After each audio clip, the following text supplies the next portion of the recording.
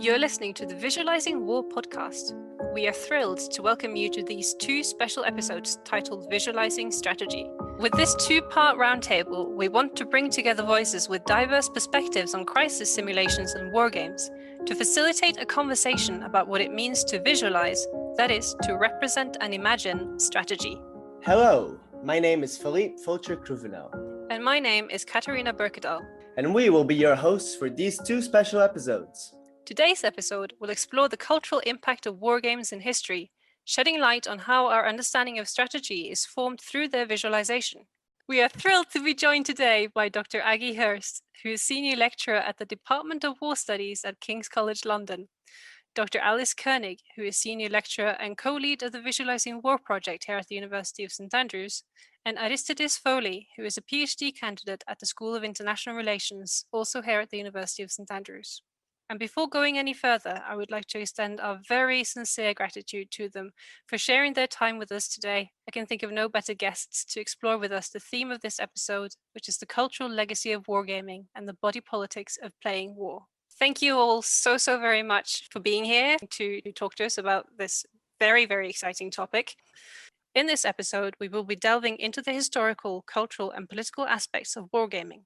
Studying wargames allows us to better understand both the scope and fog of war, as well as giving us a more nuanced grasp on the processes by which war and military strategy is visualized and drilled into the martial and civilian body. That is, how wargames work as cultural transmitters of ideas about war and strategy. In episode 1, Wargaming in a Brave New World, we discussed the use and challenges of wargames and crisis simulations in the contemporary world. But wargames are not a new phenomenon. They have been with us in one form or another from the ancient world. In episode 1, our guests mentioned not much having changed fundamentally about how we conduct wargames in the past century. But what about the past millennia? We can learn much by understanding how we did things before and how that differs from or stayed the same as what we do now. How has the idea and form of wargames traveled over time? What is and what was their purpose? I want to turn first of all to you, Alice, to ask you, what did wargames look like in the ancient world? What was their purpose and function? So just before I talk about wargames, I'll just preface my remarks by saying that I'll be talking mostly about the ancient Mediterranean world, so mostly Greek and Roman culture. And there's really nothing directly equivalent to what we think of as war games today. But of course, as you say, Katerina, people have always played with war or sort of gamed war in some ways, and perhaps more so in societies where war was more immediate, more of a regular reality. So in the ancient world, wargaming happened in a range of forms, from actual physical games for entertainment to more theoretical exercises in visualizing war or practicing war and practicing tactical maneuvers and so on. So if we go right back to the Bronze Age and the Trojan War, or at least how we remember the Trojan War through Homer's epic poem, the Iliad, which was written in around the 8th century BC, in that poem, you can see a really strong link between war and athletic games. So there's a real tradition in ancient epic poetry of telling lots of bits of battle and then actually having a kind of pause, a sort of respite in the narrative, where you look at the funeral games for a particular warrior. So in book 23 of the Iliad, for example, we have the funeral games for the warrior Patroclus. And you get this in lots of other epic poems as well. That bit of the narrative is in some ways a respite from war, but also very much an opportunity to reflect on war, because as various people have said, George Orwell most famously perhaps, sport is sort of war minus the shooting, or sport is war in another form almost. And so in ancient Greek athletics, for example, there was lots of spear throwing and weapons training in gymnasia. Athletic contests are very much about promoting competition, seeking glory. We actually know that some athletic victors in the ancient Greek world led their cities into battle, and they were the sort of these totemic characters who were thought to sort of bring good fortune, partly because they were sort of charismatic leaders. So there are lots of ways in which, in storytelling about war, but actually in real practice, sport, athletic competition and so on overlapped with preparations for warfare, and also really helped to instill some of the values and virtues, at least idealized Greek warriors were meant to have, certain ideas of heroism and courage and discipline and self-sacrifice. Now, I don't want to stress the connections too much. There are obviously very big differences between Greek athletic practice and actual fighting. But I would say that there's much more overlap than there is, for example, between modern warfare and modern sport. The two areas of activity do overlap. So that's one example of a form of wargaming. Another example, just kind of staying with the idea of wargaming as kind of something for leisure or a spectator sport.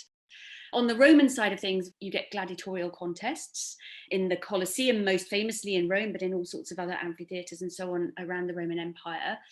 And we know that the earliest types of gladiator, for example, were named after Rome's enemies. So you had the Samnite or the Gaul or the Thracian gladiator.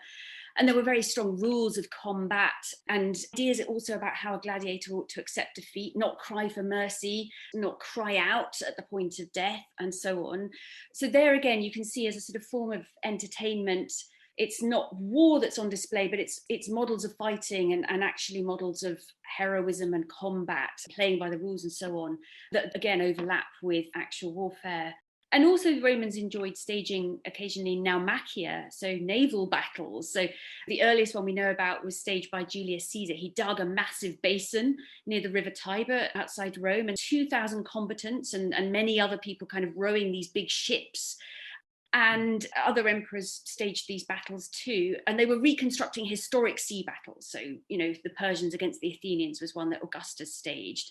And I think one important thing to mention here is that the people involved in these performances fought to the death. So you're not watching simply a kind of pretend reenactment. And the people involved are prisoners of war often, or slaves, or prisoners of some form or another. I particularly like the idea of entertainment as modeling values for war as well. One of the things that fascinates me about simulations is that very thing of that this is a copy, but it's also so very real. And as you were saying, that reality was a lot more physical for the people, the ancient world, than it is certainly for those of us who are doing simulations over the computer now. Could you speak a little bit more about that? Yeah, well, I think you've put your finger on it. There's absolutely nothing virtual about watching gladiators die in the arena or watching, people in a naumachia fight to the death. There's nothing virtual about that. There were slightly more virtual forms of wargaming, though, in the ancient world. So on the kind of more practical side, on the training side, we've got, for example, a fantastic speech that was given by the Emperor Hadrian at a parade ground in North Africa, in a place called Lambysis, where part of the Roman army was stationed in around 128 AD. And we've got this speech because it was then inscribed on a monument that commemorated his visit to this parade ground. And what we see there is he's commenting on several days worth of maneuvers that he watched the Roman army perform. And so these maneuvers are part of their kind of training and part of their practice, but very much also a performance performed for the emperor and other visiting dignitaries, and probably not just Roman people as well. This is actually the Roman power on display, perhaps to locals too. So there you see a sort of a virtual exercise, a maneuver, a kind of war game that's performed for a particular purpose, for a training purpose. But again, as you say, Catherine, it's blurring the boundaries between the real and the imagined, looking ahead to sort of successful future encounters. And then you also get kind of textual wargaming in the ancient world. You get simulations on paper. So we have lots of surviving ancient military manuals and handbooks, which set out, for example, diagrams and visualize tactical maneuvers. And then we've also got lots of historical accounts as well, which explain who did what when. And then we've got a few texts that are really a fantastic mix of this. So one that I am thinking of is a text by Frontinus called the Stratagemata. And it's a collection of over 500 historical anecdotes, really very short, that are sort of ruses that generals from all around the ancient Mediterranean world did. And they're organized into little categories like how you find out the enemy's plans, or how you keep the morale of your men going, or how you choose a time and place for battle. But it doesn't give rules, it just gives lots of little examples. And there's a kind of bewildering array of examples and possibilities that build up. And what the text does as a whole, with these sort of 500 plus examples, is it kind of simulates the experience of being a general. So you read all of these different examples and the different options as a sort of an armchair general, or a general who's actually trying to learn from this. You sit there thinking, gosh, I wonder what I would do. And it's that sort of textual simulation that delivers the experience that you need to have of choosing between the options, selecting the right kind of ruse, making good strategic decisions, and so on. So I think it's not a war game as we would recognize it, but it is a form of simulation, a form of playing at war on paper that embeds and perpetuates certain ideas about generalship being something that's full of genius and cunning, and allows readers, whoever they may be, to gain more a little bit themselves.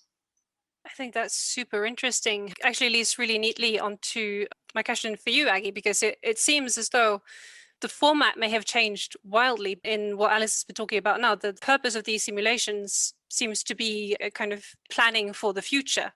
Is this resonating with how modern war games are used? So to what purposes and functions are modern war games used, and where, to your mind, Aggie, lies the line between military and entertainment war games? Thanks very much. And this is such a fascinating discussion already. It's so interesting to hear about this other historical site about which I don't know very much at all. So that's fantastic.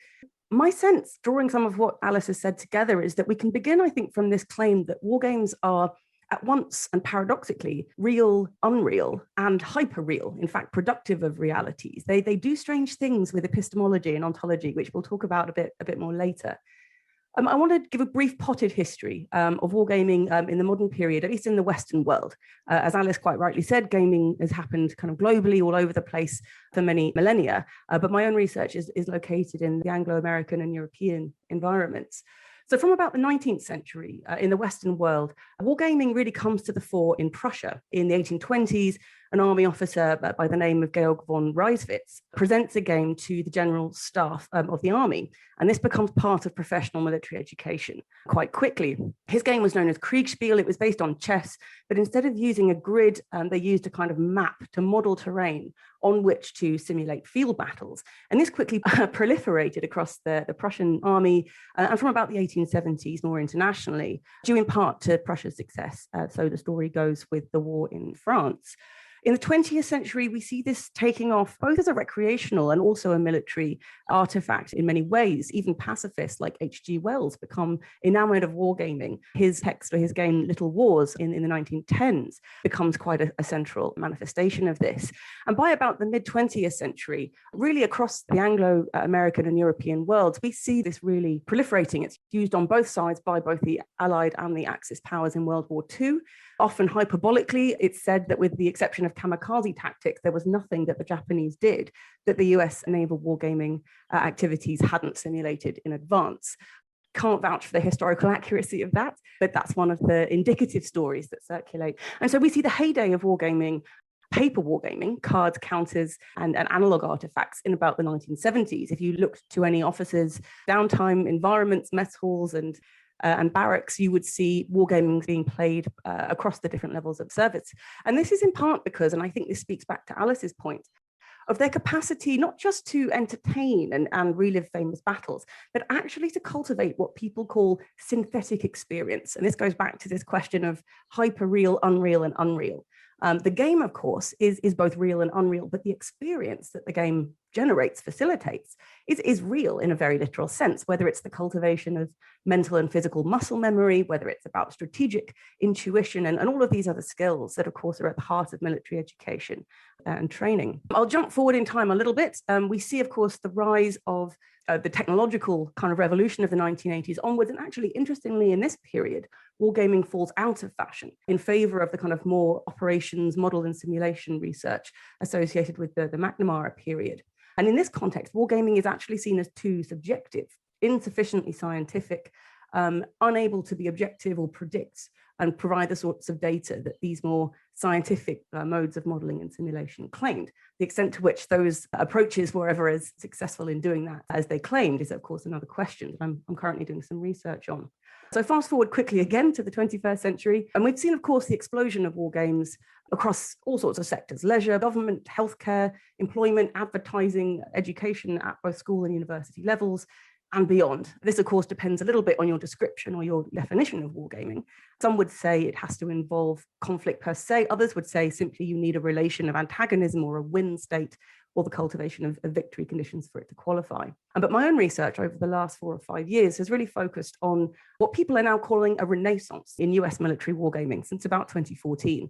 And so gaming really has exploded across the military, across everything from recruitment to strategic and tactical rehearsal, weapons and vehicles training, even things like language and cultural sensitivity training. If you can gamify particular kinds of tasks, the argument goes, A, they're more cost effective, B, you draw in and retain people's engagement. So my own work as part of the King's Wargaming Network that we set up 2 years ago or so, is that we're really kind of on the cusp of trying to pull together all of these new uses and all of these new applications of wargaming to create a kind of academic discipline or an academic subfield.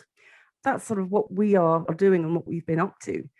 So Aggie, what you're saying is just so fascinating. I was really particularly interested actually in what you said. There have been these trends where people have thought that wargaming at times can be too subjective. You know, I almost get the impression in the 1800s and in the ancient world, at least in Frontinus's day, that chance, unpredictability are precisely the reason why you need to game war, because of the sort of the synthetic experience. So I was just wondering if you could unpack that a tiny bit more. How do these oscillations in these trends work? Is there a sense when wargaming is thought as too subjective that people have also started to think that war is more predictable suddenly again? That's a fascinating question. Thanks, Alice. I mean, I think one of the key things actually is what you just said at the end there, this question of prediction. I think you can organize this controversy around the question of prediction, because actually the really established generation of wargamers now, those who are really the masters at the top of their craft, they are extremely suspicious of any claim that wargaming might be predictive, that you could play out a particular conflict, you could try to, do a crisis response, and that somehow would then correspond to the real world if that then happened in the future. They are extremely skeptical for the most part of that claim. And yet, very interestingly, this is one of the reasons that people have historically, at least in the heyday of modeling and simulation, which claimed this predictive capacity because it evacuated the human from the loop. It claimed to kind of write out the messy business of subjectivity and human decision making. What really happened, I think, is that the limitations of those methods were beginning to become clear. You've seen the movie Wargames, presumably, where actually the machine or the simulation or the model isn't all powerful. It doesn't very effectively predict what's going to happen at all.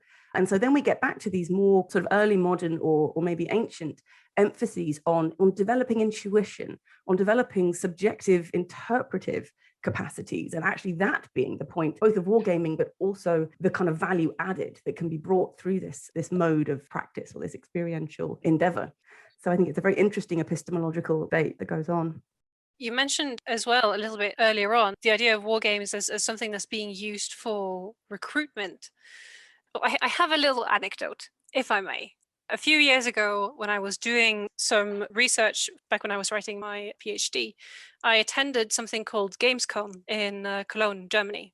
And I was walking around and I was observing everyone, and I was taking note of all these huge posters with heroism and valor and all of these people walking around with soldier costumes. And then I noticed that there were some soldiers who were walking around without guns. And I thought, interesting. And then it turned out that those were actual soldiers from the German army who had a stand there with a big tank. And I went up to talk to them and I was like, what are you doing here? And obviously they were there to recruit. But the line they gave was, gamers are so good with technology, so we could really use people who are good with technology, which I suppose is true. But there was also quite a clear sense to me that there was something beyond that they were trying to reach to people who might already have a applicable experience. And obviously, like there's a lot of comparisons being made between war games and war as entertainment, specifically in games. And I was wondering, what does it mean for war to be visualized as entertainment and then to be enacted by soldiers? Just that second part of the question, and I think it speaks also, Katerina, to your follow-up point here about recruitment and this blurring line. So I think most people would acknowledge already that the line is very blurred here between where militarized activities stop. We've got good research on IR which says actually we ought to even forget the language of militarization because our present is martial already, and the idea that you have a safe civilian world over here is a misnomer. But I think I want to just point to three particular ways in which this line is blurred. The first, and this I think will speak to this point about recruitment, is firstly how they're produced. So there are enormous overlaps currently around and mutual interdependence between the commercial and military gaming sectors. And this is in fact an explicit part of this thing called the third offset strategy. which I mentioned earlier. An explicit attempt in the course of this strategy in the mid-2015-16 time was to really explicitly try to leverage the technologies, the skills, and also actually designers and contractors from Silicon Valley, and repurpose these artifacts, these techniques, everything from software to hardware. And this is because in many ways the commercial sector is now leading the way. The military is now repurposing commercially produced games, which is a real inversion from earlier periods where military artifacts were being then turned into toys, turned into recreational activities. And this, I think, in part has to do with much higher R&D budgets in the commercial sector and so on. So I think that's one way that the line is blurred, sort of how they're produced. A second blurring is how they're used. And I think this is really fascinating. So the very same games can often be used for actually entirely contradictory purposes. So you can take, for instance, the example of games that are used to train soldiers or war fighters in particular kinds of kind of combat activities. Oftentimes those very same games are then repurposed for therapeutic tools to rehabilitate people, to take people back into conflict zones in which they had sites of trauma kind of take place. And this, again, really blurs the line. You see contradictions when people are on deployment. You see people using recreational games to pass the time when they're in military environments, having to manage all of the difficult things that come with that. And you see recruitment games also being used as a leisure thing. America's Army, of course, would be the kind of quintessential example of this, that something that appeared to be a recreational game was actually a strategic communication device, something which was developed by the US Army to boost dwindling recruitment numbers. Many analysts claim that this is one of the most successful recruiting tools that the US military has seen in many years. One final blurring here, and that's how games work. There is a blurring of the lines between military and entertainment games because they actually work in extremely similar ways. The difference, I would say, is that military games, broadly speaking, are a means to an end. They are used because there is a goal in mind, a given objective, imparting a skill, experimentation, research, whereas a commercial game broadly is an end in itself, it's just for fun. But they work in a very similar way. They work by harnessing play. They work by being fun. They work by finding this compulsion towards victory or a win state of some kind, or maybe just not losing, depending on how victory conditions are construed. And they also work by suspending players in this unreflexive state of immersion, about which I'd like to talk a bit later, so as to cultivate new reflexes, to develop mental and physical muscle memory. So in that sense, really, the question is not how are they different? The question really is, are they distinguishable at all? In many ways, not so much. I find this so fascinating, Aggie, because again, it resonates so much with what I see in, for example, Frontinus' Stratagemeter. Now, at that point in time, the codex, the book as we know it, was an incredibly new kind of technology compared with the scroll. So you've got this new technology, but absolutely, it's something that can have a practical function and can teach muscle memory in a practical way, but it's also fun and engaging and can involve armchair historians or armchair generals in play. And all of that, as you say, blurs the boundaries between civilian and military, between military and non-military thinking. I do have a question though, just coming back to one or two of the things that you've said. You mentioned the use of wargaming, for example, to help veterans in their rehabilitation. And that makes me again think of actually something I've read by Anders Engberg Pedersen about the way in which wargames don't just train cognitive abilities, so the muscle memory, but actually help to train emotions. Is that something that you know much about and have seen in your work? Yes, absolutely. I think you're hitting the nail on the head there. So many in the professional wargaming community appeal to Bloom's taxonomy of learning domains. And Bloom's taxonomy distinguishes, amongst other things, between the cognitive realm, which has to do with thinking and processing and all that stuff, and the affective register, which has to do with values, beliefs, emotion, all of that stuff. And they're very explicit that actually the point of wargaming is to do both. The value added of wargaming is that it actually can change hearts and minds. It can both create and, in some ways, at least the argument goes, help cure some of these problems. I'm writing a piece currently with a fabulous colleague in the States, Professor Larry George, on this idea of what we call pharmacotic wargaming. As a classicist, Alice, that might be relevant to you, that actually wargaming can actually function simultaneously as poison and cure. We have a tripartite framing which has to do with it functioning both as an addictive drug in terms of how it recruits, as a kind of poison in the sense that it can lead people into situations where they're harmed through training or deployment, and also then a kind of paradoxical and limited cure for precisely those ills. But I think that's fascinating. Thanks very much. I mean, I think all of this is so fascinating. And on the topic of the effective power of games and of war games particularly, we will touch on that in greater depth a little bit later on as well. On the topic of war as entertainment, and I think also resonating what Alice and Aggie have said previously in a few different ways, one aspect that we haven't discussed so far at all is tabletop wargaming. And Aris, you have a lot of experience in this. And so I was wondering if you could talk to us a little bit about how tabletop war games produce and or reproduce wars. Thank you very much. Yes, so it's interesting. My background in tabletop wargaming is much more as a fan rather than it's entirely non-academic. So it's everything that I've heard here is very interesting, and it's a very interesting insight into what I've been doing for a few years. One thing I'd like to focus on is, so the tabletop war games I'm mostly interested in are sci-fi and fantasy. One interesting thing that came up in what Alice was saying, and if she doesn't mind if I quote her, is that it really is a continuation from ancient times to now. And what we do is basically it simulates the experience of being a general, because we're there with our army and we try and win a battle. So it is a form of entertainment, but I think the main selling point it has for us is the strategy aspect. So we get together, it's usually a battle between two players. We have the random dice effect, which I think it's necessary in these types of games. And you just have a lovely little battle that lasts around 4 hours with incredibly intricate rules. During the battle, you really, really focus on the strategy. So it's a very odd type of entertainment, I find. It is a way that we reproduce wars and battles in a very odd way. So as I play sci-fi and fantasy games, I might as well explain how it's done. So we have a big table with some very nice terrain on it, and then you have your own hand-painted miniatures, and you have a big army. You choose the units that you want for that specific game, and you play a battle using dice and a measuring tape. Those are your main tools. So we reproduce a battle in that way. And if one is playing a sort of narrative line of games, reproduces a whole war. So we do that in a sci-fi game or a fantasy game, but I have quite a few friends who like playing World War II games, so they play various historical battles. But the interesting thing is that the outcome is not necessarily the historic accurate outcome. It can be whatever happens during the game. I think that another interesting aspect is generally with tabletop wargame fans, there does tend to be a deep interest in military history.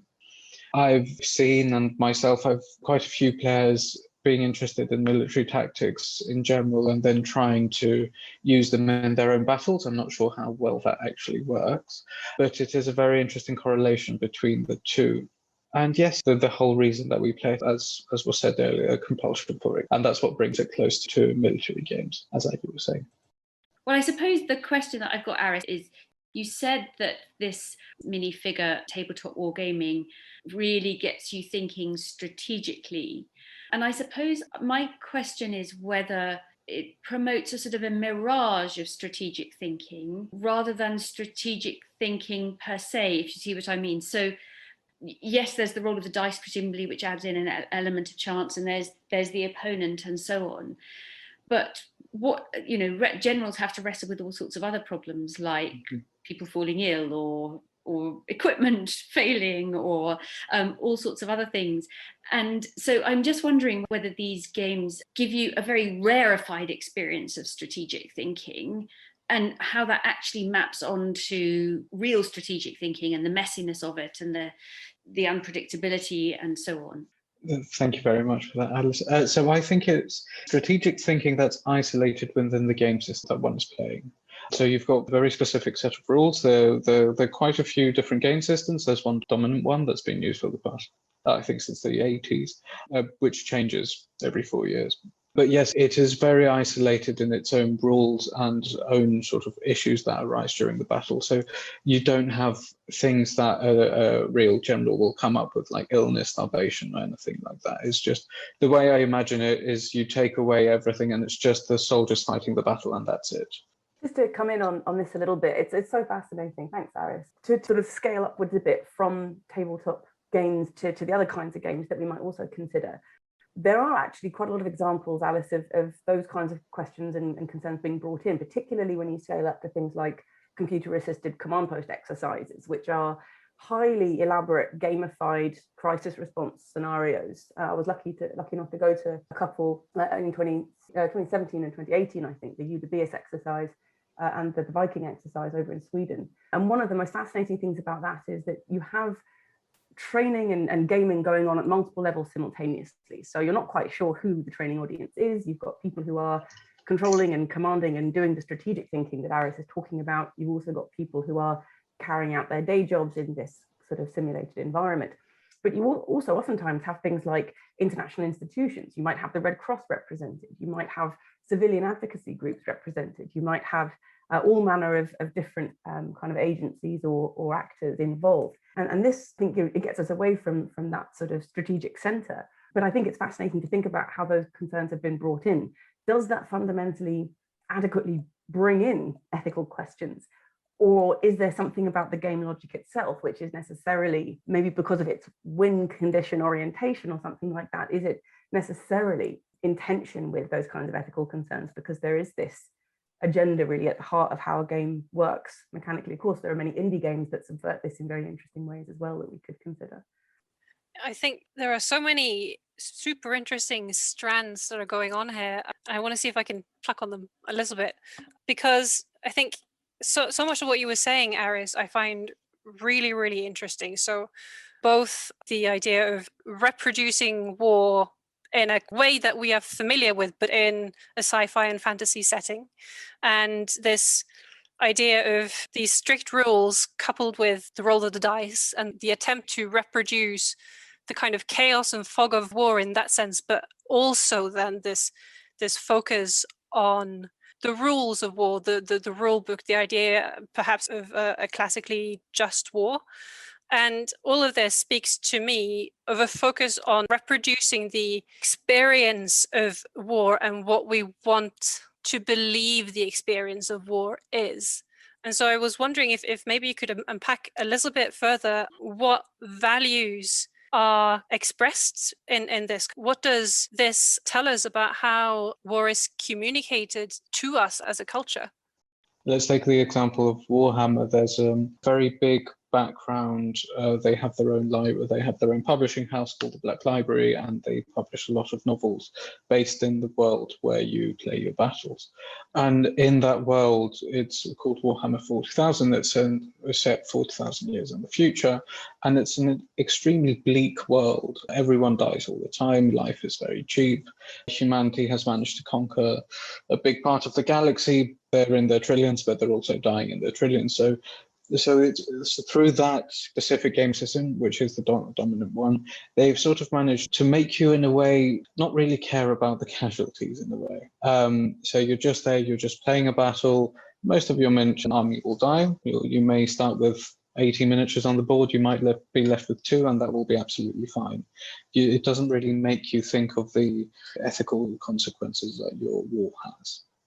In this sense, I know dystopianism is something that you are very well versed in, and I sort of wonder then if these are kind of dystopian ideas of war. Oh yes, entirely. I think that dystopias, the one thing that they do is that they produce an image of the future based on existing realities or whatever is going on in your own context. So it projects the bleakest image, and these war games, or at least the sci-fi ones, seem to have a tendency to do that, to project a very, very bleak image of the future. I find this really fascinating, this sort of sense that you might be kind of looking so far forward in time that perhaps there is an element of emotional detachment. And you mentioned earlier, actually, that you particularly prefer playing sci-fi tabletop games, but there is a contingent who enjoy playing World War II versions of that, and actually maybe kind of getting history to sort of end differently every so often in a battle. And I think that's really fascinating, because most of us still know someone who in some way was touched by World War II. So I wonder if, presumably there is a very different connection that people have to World War II. So it'd just be interesting to hear a bit more about that. But also what you were saying about the sort of the gaming that goes far into the future makes me think about the gaming that also looks into the distant past, into the ancient world.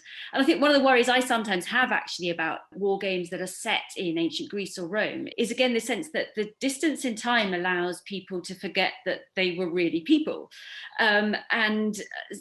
So I was just wondering if you've noticed in your game playing yourself or in the communities that you've done this in, different attitudes to different time periods where people engage differently with wars depending on how close in time or how historical they actually feel.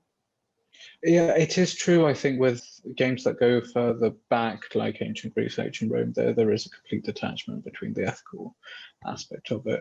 But I think with World War II games, it is interesting because it should be far more connected to their own sort of ideas than it actually is, if that makes sense.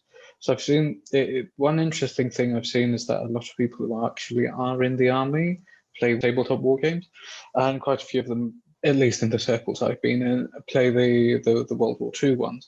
But they seem to continue this sort of disassociation between the ethical and the actual battle that they're playing.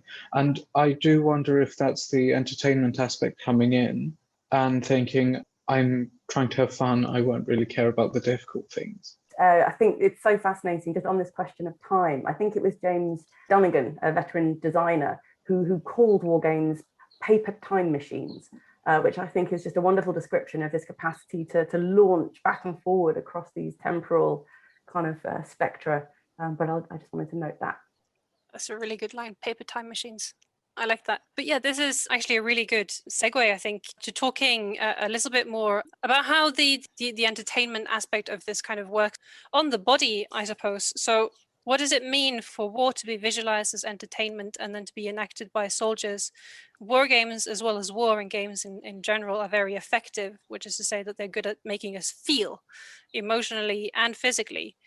How do war games make us feel war, and what does that mean? So on that note, Aggie, to your mind, how do war games affect and create the martial body? Thanks, Katerina. It's a fabulous question. I'll zoom out for a moment and then back in again. So I think we need to think about games as ontologically unstable things. They are at once communication devices, they are sociological artifacts that tell us something about a culture or a time. They are experiential phenomena that are affective and embodied in a whole bunch of ways. And they are also a manifestation of power relations. In a sense, we can think of them as a kind of a mind map that is modeled to function interactively. And this, I think, is really crucial, because what sets wargaming apart from things like modeling and simulation is this question of having a human in the loop. If there's not a human in the loop, according to most in the professional wargaming community, then it's not a game, it's something else, it's a model. And the reason that this is so crucial is that gaming is about decision making, whether we're talking about the strategic kind of board games that Aris is discussing, or indeed perhaps even of the medieval or ancient games that Alice was discussing, that you have to have this capacity for meaningful decision making and kind of interactivity, even if the interactivity is just with the game itself. And so this works, to zoom in a little bit more now. For my money, there are three key dimensions to how this process works. And these are, first of all, play. If you want to understand gaming, you need to understand a bit about play. Second of all, this idea of a drive to win, not the win itself, but the pursuit or the compulsion towards victory conditions. And thirdly, the experience of immersion, which I'll get to in a moment. So I just want to say a little bit about each of these in turn. Really, for my money, it's the interaction of these three things that really work to subjectify warfighters and help to affectively produce martial bodies, both within the military, but also, of course, as we've been saying, outside of it in the recreational and entertainment spheres. So to turn to play, first of all, as I say, if you want to understand games, you've got to know a little bit about play. I've spent the last few years immersing myself in this literature, and it's been really, really fun, really exciting. And so that's kind of why I want to start with play. Why do we find what we find fun? What is it about it that is so kind of pleasurable or pleasing or affirming? And so here I want to draw a distinction between play and the game, because in many ways, we often think about them as interchangeable or closely related, but I want to suggest that actually they are kind of in tension with each other in some interesting ways. Play, I think we can read as a force, an impulse, a tendency, whereas a game is a structure, a system, a rule set which contains and delimits and directs play. So play is something that spontaneously arises in people and indeed in non-human animals. But a game is something much more a structure. It's something that is kind of created in a different way. For many, the construction of games, the rules and the systems that games provide are themselves fun. People actually take quite a lot of pleasure in the relief that having a fixed state of rules actually provides for them. I think this links back to what Aris was saying, that a structure of rules is actually a liberation from contradiction, from the burden of decision making. Some in the literature talk about offloading the cognitive burden, which I myself find somewhat troubling, but we'll get to that shortly. So I think this question of the relationship between play and games is fascinating because for me, play and the games through which it's channeled is a site of subjectification. People are produced through this engaging kind of play phenomenon. Now, how does this work? What drives this fun? I've mentioned some dimensions already. For my money, I think we need to think here also about this idea of winning. And so the second part of this, I think, is that you have to have as a game this kind of pursuit of victory conditions. Winning for me is not about the end state, but rather I think we can understand winning as a kind of perpetual motion driver. People are affectively produced through games because winning doesn't lead to resolution. You win a game, that doesn't mean, just like an artist doesn't just put away their brushes when they finish a picture, they start the next one. So too happens with games. You have this relation of antagonism, even if your enemy is a crisis or a natural disaster, whatever it may be. But without this win state or this pursuit of victory conditions, the game doesn't happen. And so the affective production of the military body or subjectivity does not take place. So as part of my research, I've been trying to think about this desire to win. Where does it come from? Some people say it's natural, it's built in. I'm quite suspicious of those kinds of claims. I think of them much more as bound up with power relations, with socializations, with masculinities and heteronormativities, and a whole bunch of other power relations that we might consider, capitalism, militarism, and so on. And I think what's really interesting here, Mackenzie Walk talks about the gamer as Sisyphus here, that actually the pursuit of victory conditions is this perpetual rolling of the boulder up the hill. But this is, of course, a very powerful tool because it doesn't end. It's this, as I say, perpetual motion device. What also goes on here, I think, and this goes back to Alice's point about ethics, is that there is oftentimes a sort of sleight of hand that takes place. Players think they're playing a game to win. Oftentimes this is true in the context of military training or education. But actually, those people using the game as a teaching or training tool are not at all interested in the win state or who is victorious in the end.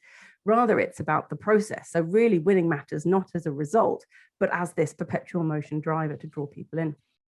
And just finally, this then links to this question of immersion. There are various theorizations of this. You can turn to Csikszentmihalyi's analysis of flow very famously. Paulo Freire talks about animals and how they don't consider the world because they're immersed in it. Johann Huizinga, of course, talks about when you're in a game being under a spell, that you're utterly absorbed, that you abandon your body and soul to the game. And I think my own research on this has drawn out some continuities with these various theorizations. That games bring about a kind of complete and exclusive focus. If you get distracted, if someone knocks on the door or if power goes out, suddenly the game ends. You're drawn back to reality. People talk about a kind of unification of stimulus and response. So it's a non-contradictory world. You have both a diminished consciousness of self. You take on the role of your avatar or your character or your other kind of role. And this, paradoxically, you can see this take place when players begin to use the first person, I, for their avatar. Almost their own self is diminished. They come to embody and act cognitively and affectively as though they were this other entity. One interesting other kind of dimension to this, I think, is it's a logic of non-contradiction, that within a game, the immersive spell is broken if you are forced to think about power relations, ethics, something which is unsettling or brings you with a bump down back to reality. And so part of my own research has been thinking about how might we think about the politics of immersion in this context. If immersion is indeed a non-reflective state, what does that mean to use it as a teaching tool when we think about relationships pedagogically between teachers and learners or trainers and trainees? If we go somewhere else when we play, what do we learn when we're there? And what does it mean to use this non-reflective place to impart information, to instill combat skills or doctrine from a military perspective? And what does this mean for the ethical and pedagogical relationship between instructor and learner? It certainly, to my mind, seems to reify or rely upon a kind of problematic one-directional flow. So I think there are various implications here. I think the production of martial bodies and militarized subjectivities through gaming, I think we do need to bring in the kinds of ethical questions that Alice is raising. To what extent can these kind of conformist tendencies be challenged? Are they a structural condition of wargaming as such, or can we actually subvert them or challenge them from within? And of course, you have very different views on this. If you go back to some of the kind of phenomenologists like Hans-Georg Gadamer, he says, and I love this quote, he says that all playing is a being played. The fascination it exerts consists precisely in the fact that the game masters the player. John Protevi very interestingly talks about the desubjectified state that people get into in this context. And the upshot of that seems to be that the player becomes the object rather than the subject of this process. Again, something which is ethically problematic. So what I do in the book, and what I'm still trying to sort of fully kind of write up and finish off, is what might it mean to play deconstructively? And there are many other interesting analyses of kind of critical play, counter-hegemonic play, feminist play, queer play, all of these different ways of engaging with game artifacts. So I don't have that much time for critiques of war games which are about, we shouldn't play particular games. I'm much more interested in how we play those games. And I advocate something that I'm coining deconstructive play. How do we punctuate immersion with critical reflexivity? Of course, some indie games already do this, but this, of course, runs against the vast majority of both commercial and military wargaming for the reasons that Aris and Alice have already alluded to.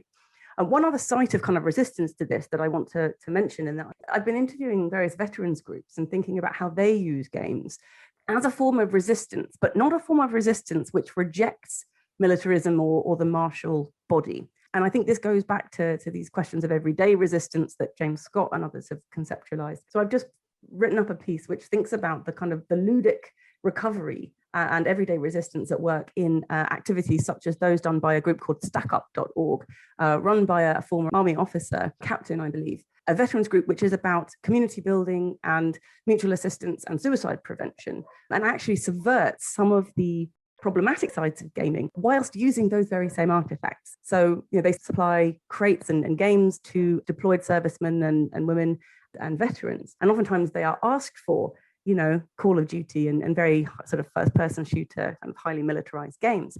And yet in the course of playing these games, people feel comfortable enough to confess how they're feeling and explain that they're having, issues with depression or trauma symptoms or PTSD.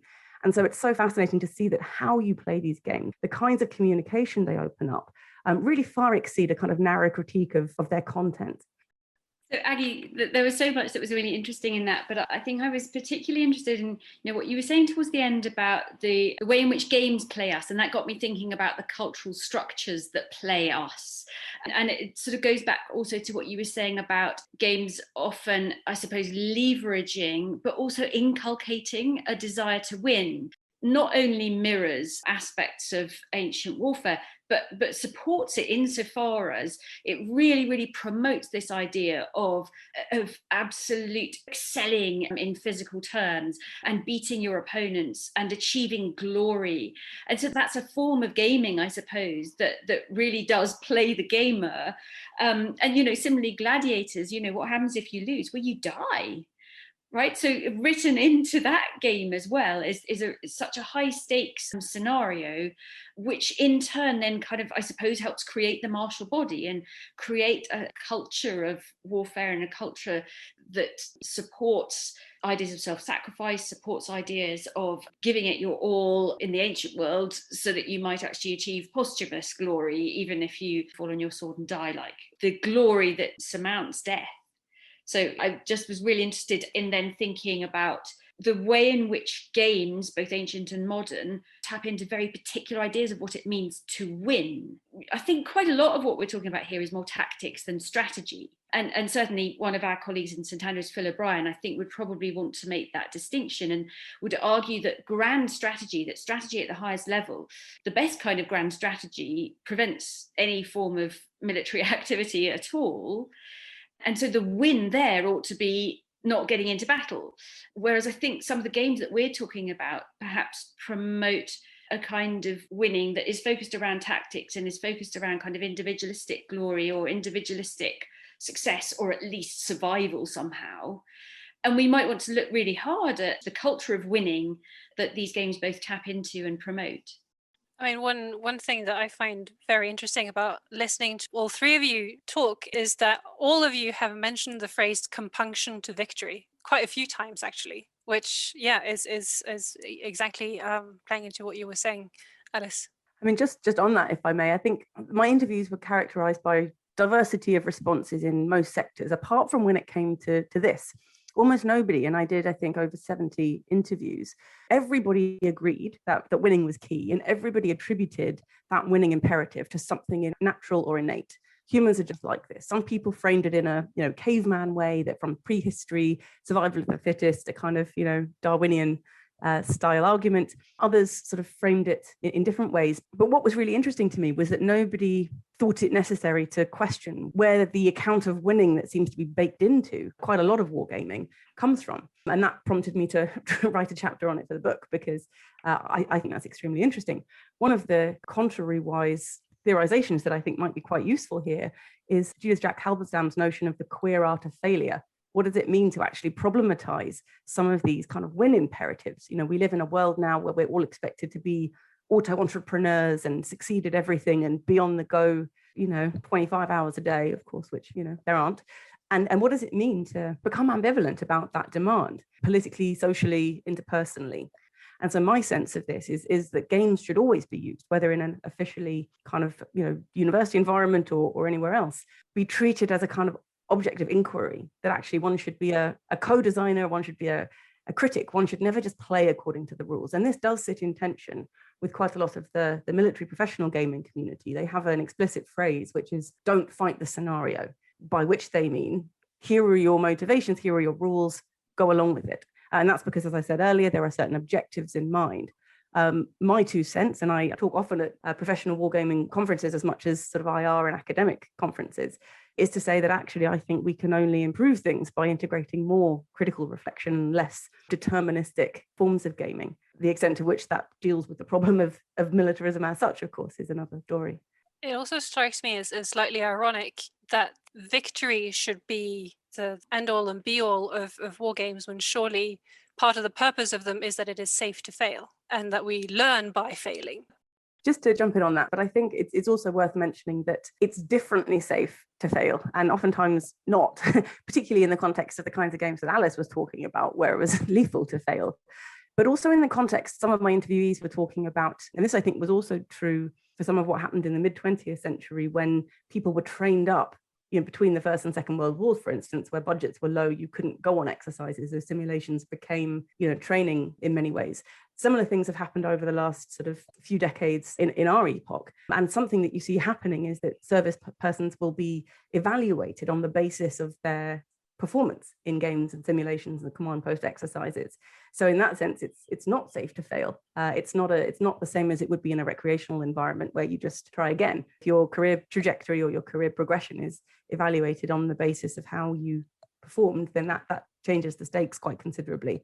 Some theorists of play, I should say, that might count as a game still, but it doesn't count as play. If you have to do it, if it's no longer part of the play impulse that Heisinger and others describe, then somehow we've gone somewhere else. And that also puts this embrace of the subjectivity of the avatar by the player. It then also puts that in a slightly different perspective, doesn't it? If the failure of the avatar becomes the failure of the player in real life. But on this notion of immersion and what you were talking about, Aggie, of the need to deconstruct play because of the non-reflexivity of immersion, I find it very interesting what you've been saying about the healing poison of play, that you can turn it on its head and use it for therapeutic purposes as well. And I was wondering if I could feed this into my next question for you, Aris, because of course, you play these games as a hobby, as something that you do for fun, and it's a creative thing for you as well, because you paint these models and create all of these amazing terrains. So I was wondering if you could perhaps unpack a little for us what the creative process of painting models for war games look like. Thank you very much. Yes, so it's a rather straightforward process. It's very artistic, and it's like any other form of painting. You have your paintbrushes, you have the miniature you want to paint, and you have the paints that you use. And now where it gets a bit more interesting, Again, it depends. There's this sci-fi and historical divide. So if you want to any sort of sci-fi or fantasy miniatures, you can really sort of paint them in any way you want. However, what I found really interesting with the process of painting is when it comes to historical miniatures, because there are a lot of people who not only, so let's say someone plays a World War II war game and they have miniatures and they have chosen to, the miniatures they have are the German army. They don't only stop at the colours that the German army actually had. They'll find squad markings and other little tiny bits, and we're talking about 28mm miniatures, so they're very tiny and very intricate detail, and they'll try to make them as historically accurate as possible. Now, there's actually one artist whose name eludes me. He has a very interesting way of painting. So he mainly paints historical tanks from various battles.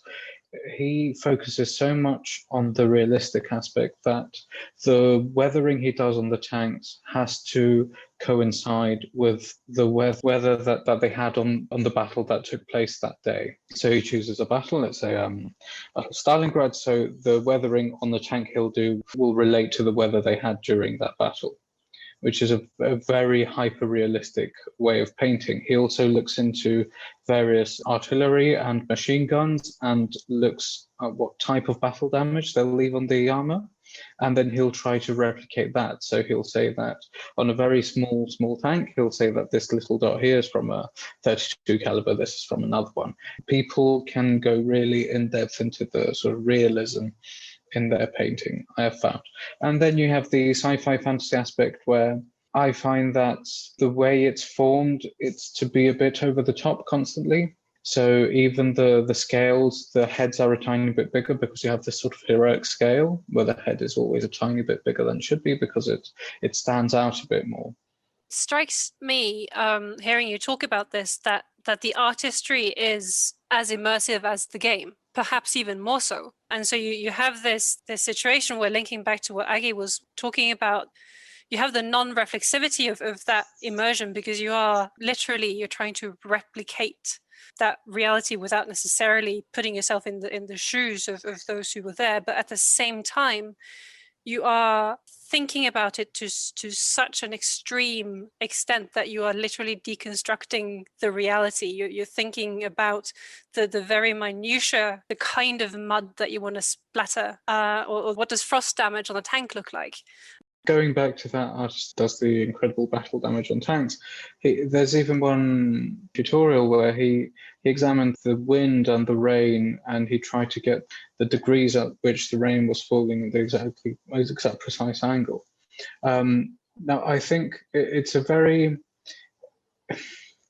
odd understanding of fun, but I can see the fun in it because I spend hours doing it, and it's true that you spend a lot more hours painting than you do actually playing the war game.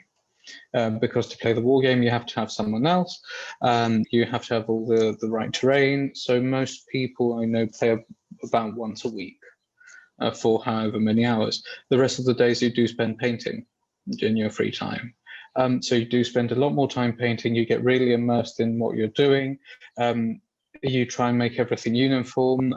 You want them to look as best as possible. That does depend on the painter's abilities, because it's interesting while playing the game, you do have good and bad players, but not so much. In the painting aspect, you do have very good and very bad painters, and that's up to everyone's ability, and it's not really a problem.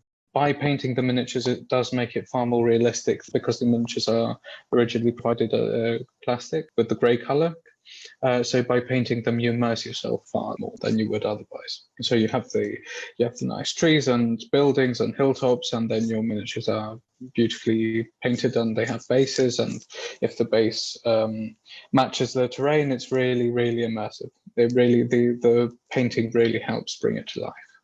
I find this really interesting to learn about, Aris. So It strikes me perhaps that the painting is a sort of an extension in some ways of the storytelling that people are doing when they're actually playing the game. Would that be right? So you talked, I find it fascinating to learn that, let's say in the sort of more sci-fi end of things, that the heroes have bigger heads. And that makes me think of ancient Greek sculptures of great warriors and athletes with their sort of massive muscles and, you know, sort of very, very pronounced heroic features. But also this idea, when you were talking about the person who identifies the sort of pinprick, which came from a very specific piece of equipment, and then the dent, it reminded me a little bit of how actors sometimes like to create a backstory for the role that they're playing, and that's one way of immersion and getting into it.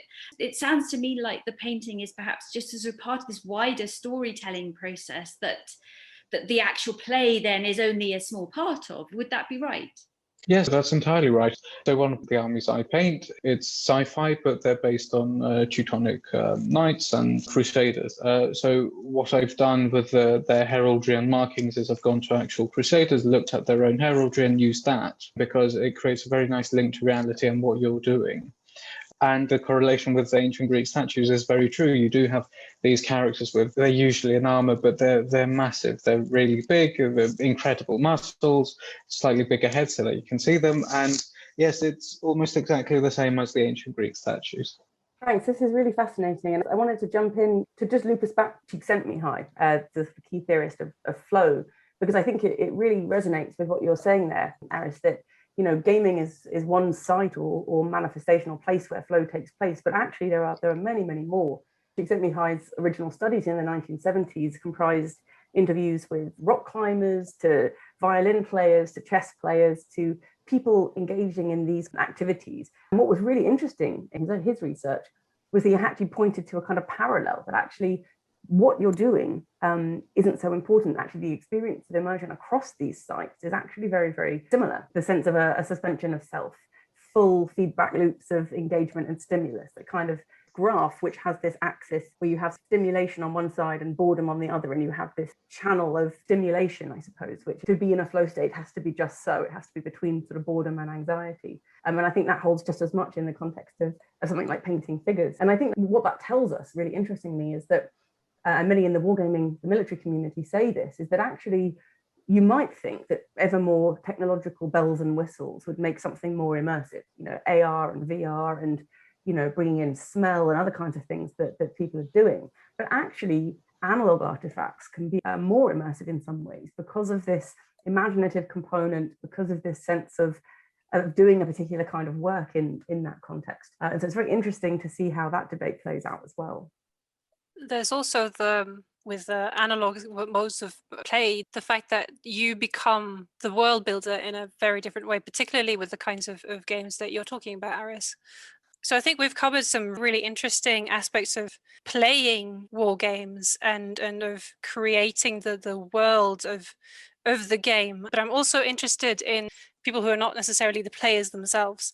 And so I think I would really like to ask you, Alice, how war games in the ancient world affected the spectators, who watched and who participated. That's a great question, Katerina. And, I think it's really helpful actually to go back to the ancient world to start with to answer this question. And then great to hear from Aggie and Aris again a little bit more about the 20th and 21st century. So in the ancient world, very few people actually participated in the kinds of games that we've been talking about. So if we're thinking back to ancient athletic contests, for example, it's very much the Greek male elite. So not the whole population by any stretch of the imagination. And then if we're thinking about gladiatorial shows or the naumachia, it's the opposite end of the social spectrum. It is absolutely not the elite. It would be prisoners of war. It would be slaves, certainly as gladiatorial contests started. Later on, we do actually hear about some women gladiators. We hear some members of the Roman elite getting involved as gladiators, sometimes perhaps under pressure rather than voluntarily. And occasionally we hear of one or two Roman emperors who actually took part in very staged and absolutely not dangerous gladiatorial contests. So Commodus was one. But on the whole, it's not very many people who actively participate. And the sort of flip side of that is that very many people did spectate. So athletic contests, gladiatorial contests, or indeed just sitting around a fire and hearing someone narrate the story of the Trojan War, it is very much a collective experience. It's something that involves mass participation, mass spectators, accessible to the whole citizen body, but importantly, people watching together, not people watching individually. It's clearly the case that naumachia, gladiatorial contests, and so on were pretty popular forms of entertainment.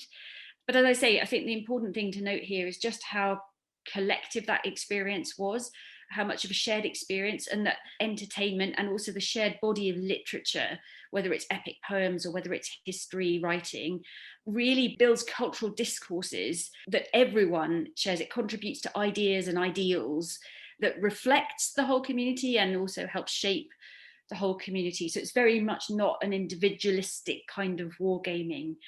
And it's not immersive in the way that we might think of as tabletop wargaming or online wargaming, video games.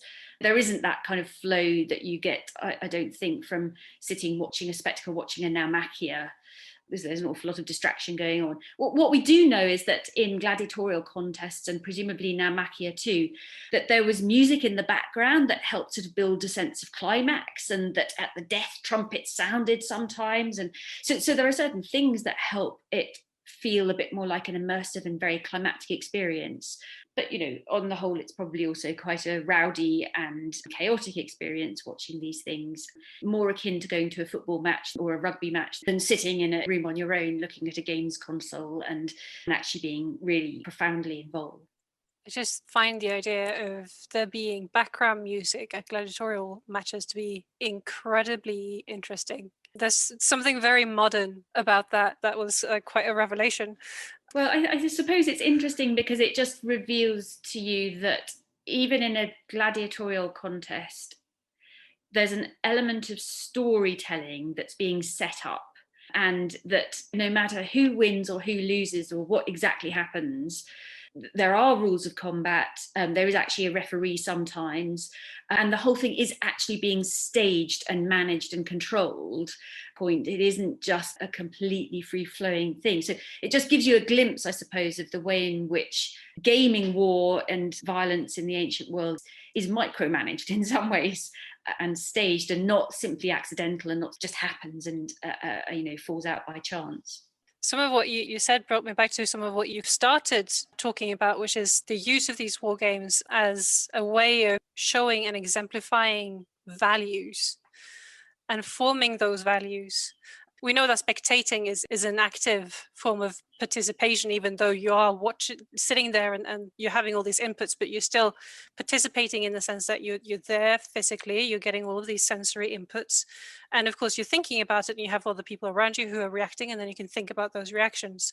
And having this collective experience that is showing what kind of values you want to exemplify as a community. Is there also a sense in which this was a way of inoculating the civilian to war?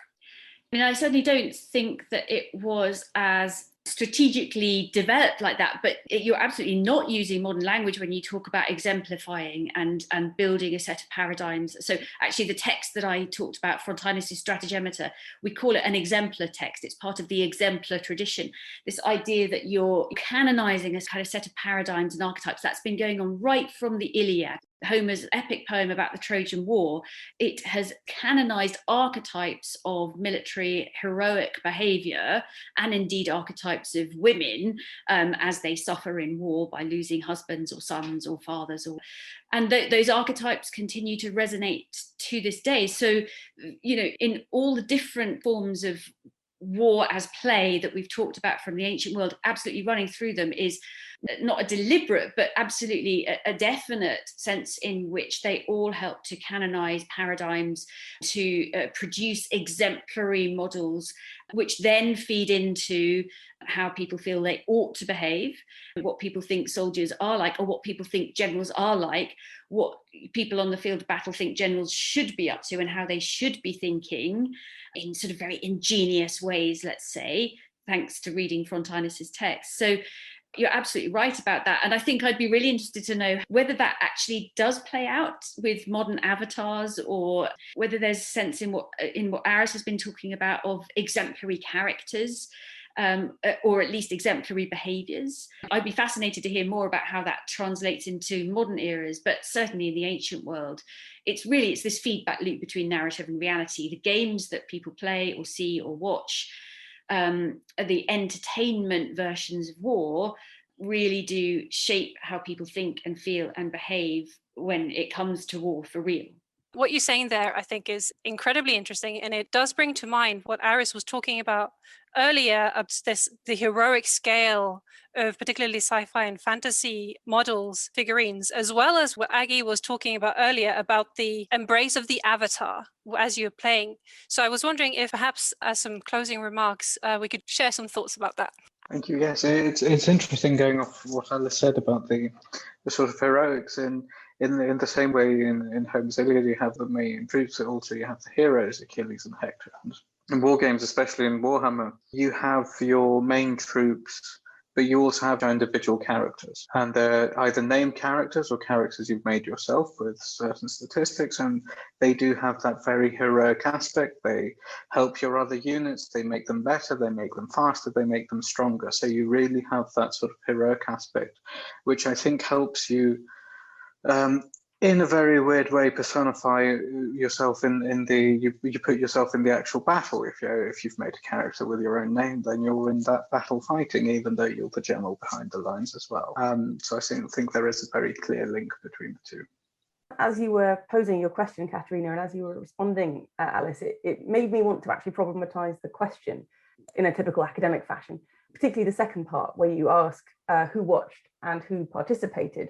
And I'm of the view that, in fact, being a spectator is a crucial participatory role, oftentimes in wargaming, for a series of reasons. First of all, the spectator is by no means on the outside of the game environment. The spectacle is oftentimes part of the point, both for the reasons that Alice was saying, but also for many other reasons. Sometimes it's about an audience, sometimes it's about other players, but spectacle and gaming, I think, go hand in hand. The other thing I would say, having been a spectator at several gaming conferences, at command post exercises, at gaming training events and such in the military context, is that it's extremely clear that even one external spectator can really change the dynamic, can really change a lot about how players play. You oftentimes see people kind of displaying more bravado or playing up in certain ways. You as often see people seeming a bit resentful or uncomfortable with this idea of being kind of perceived. One of the things I've noticed that I haven't yet figured out how or where to write up is the experience of being somebody watching people in a state of immersion. It feels rather intrusive. It's actually quite a private affair in some way. There are gender dynamics and other dynamics, I think, that come into play there in terms of who you are as a spectator. But another reason I think that being a spectator means something other than being on the outside is that actually you find yourself drawn in oftentimes discomforting ways. And this goes back to the point that it's not military over here and civilian over there. So really this idea of any externality when you're in those environments, I think is a bit of a misnomer. I think that those who watch are very much also those who participate. Again, just thinking about the sort of gladiatorial example, I probably do want to stress again that, I'm not suggesting there are really clear overlaps between ancient athletics and ancient gladiatorial contests and warfare. There are very, very big differences. But there, as a participant, if you're particularly cheering on, and egging on the emperor to spare a gladiator or not to spare a gladiator, you're playing a very interesting role as a participant.